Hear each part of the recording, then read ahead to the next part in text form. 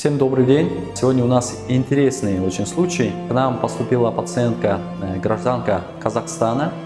Менің есімім Иса Араткүл. Қызылорда облысы Қазалы ауданынан келдім. Бізде ауылда медосмотрдан өткенде өкпеде менде дақ бар деп ауылдағылар сондай диагноз қойды. Сонан мен осы Ташкентке дәрігерге көрінуге келдім. Ташкентке дәрігерде Рафик Мырза мені қабылдап консультация берді.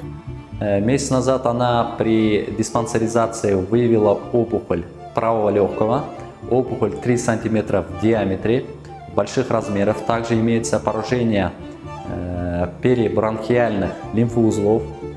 Сегодня планируется интересная операция. Это торакоскопическая верхняя лобэктомия. Это значит, мы через маленькие проколы, небольшим разрезом, а через маленькие проколы зайдем через инструменты в грудную полость и будем удалять пораженный участок легкого.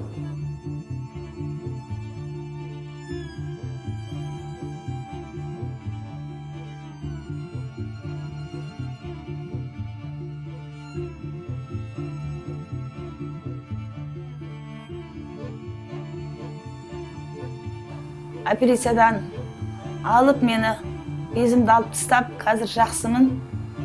Рафик Мырза маған сондай жақсы шырықшылайығы менен қызметін жасап, менің осындай неме жақсы қарап жатыр.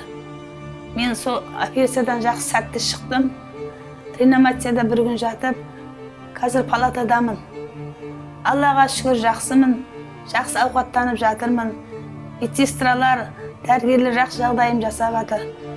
Мен мына Ташкенттің дәрігерлеріне көп рахметімді айтам. Алла барлығына ырза болсын. Халқым ауырмаңдар. Мен Глубый деген клиникада жатырмын. Медсестралары жақсы, жағдайым жасап жатыр.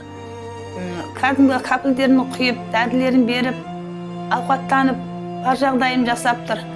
Барлық дәрігерлерге, медсестраларға, Рафик Мырзаға, медсестра қыздарға көп рахмет, алғысымды айтамын, шексіз алғысымды айтамын. Global Medical Center. Biz mehr bilan davolaymiz.